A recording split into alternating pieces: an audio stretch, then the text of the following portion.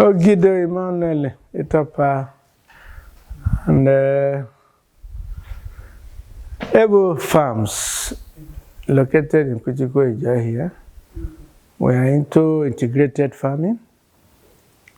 Here in this farm, we have snaring, fish and fish smoking, feed mill, and gari mill, vegetable oil, all are small scale, We're not just it now. We just believe that if the state law policies are abided by, we should not be relocated from here again.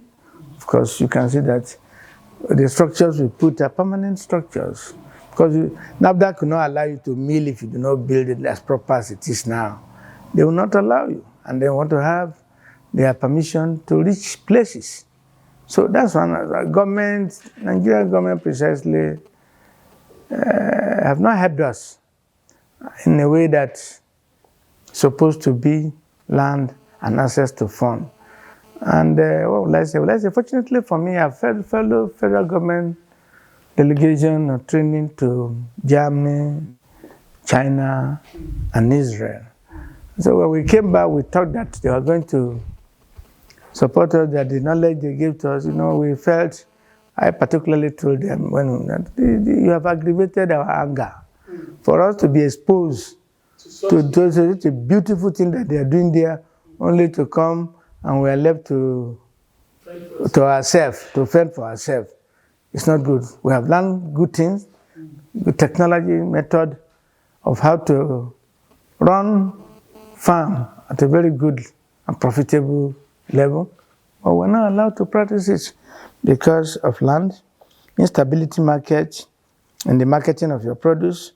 Something you have produced, let's say a unit cost of broiler, 2,005 or 2,000, then these people will come and be pricing it 1,005. Of what benefit is that kind of thing? And they're not pricing 1,005 because they hate you.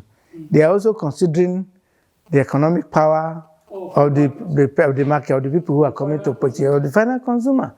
So that is some of the government's activities and policies that are inimical to the growth of small-scale businesses, whether farm or whatever, any enterprise in Nigeria.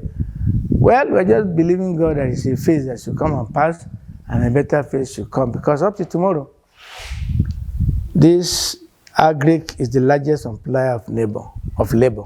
Just like what I'm telling you, if we're here and we have snaring that can take 5 people, we have poultry that can take nothing less than 12 people. If you have 20 pen houses, each pen house is managed by 2 people. You know what number of people.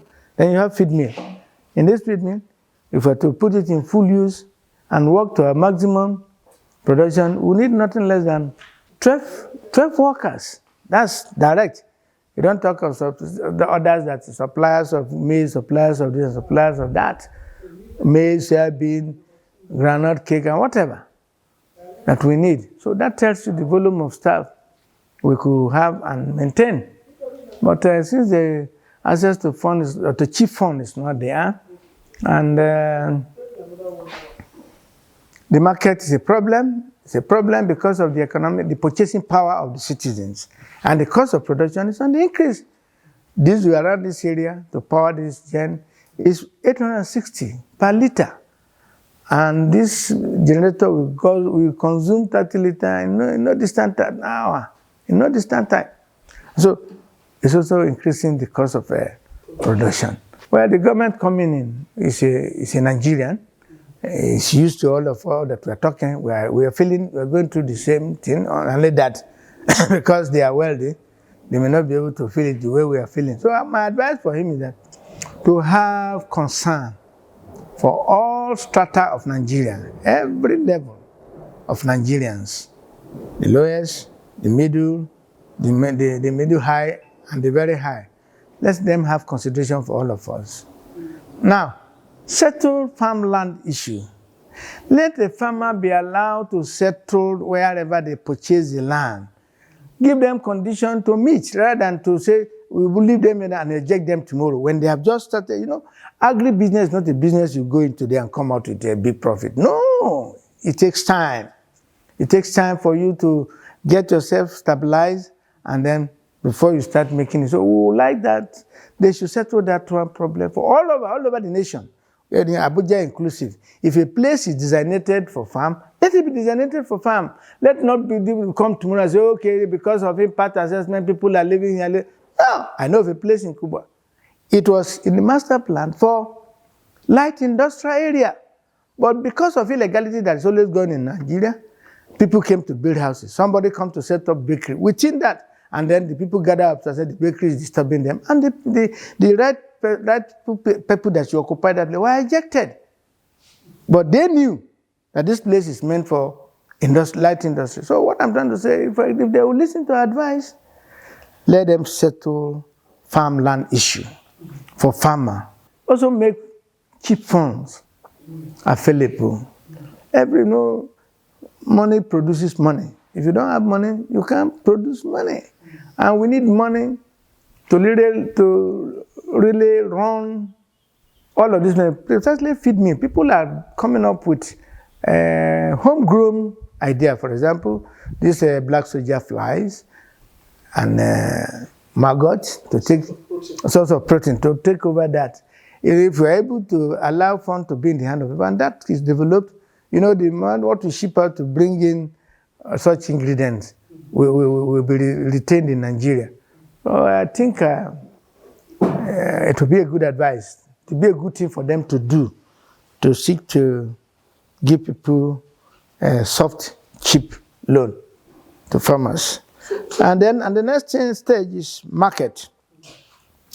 There's nothing wrong too if our government has a way of empowering exporters so that they create market, although we know that they've been making effort in that area. But let them make more.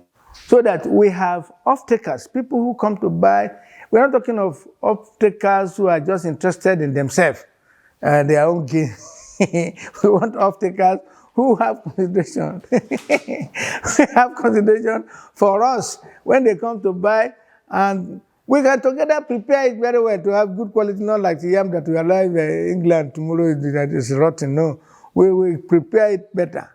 So if everybody is happy, the business will move. Of course, every business, the more the number of people is there, the better for all the players. So we would like them to also create markets for us beyond the shore of this land. You will be able to do price regulation if you finance.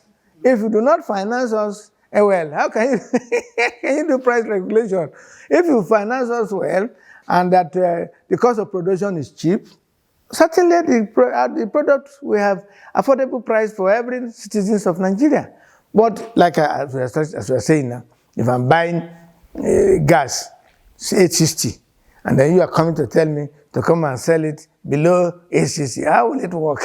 But if you can bring the price down, if you can finance me well, and so that the cost of in production will be cheap, the output too, the cost of the product will be cheap. So that's what we can say.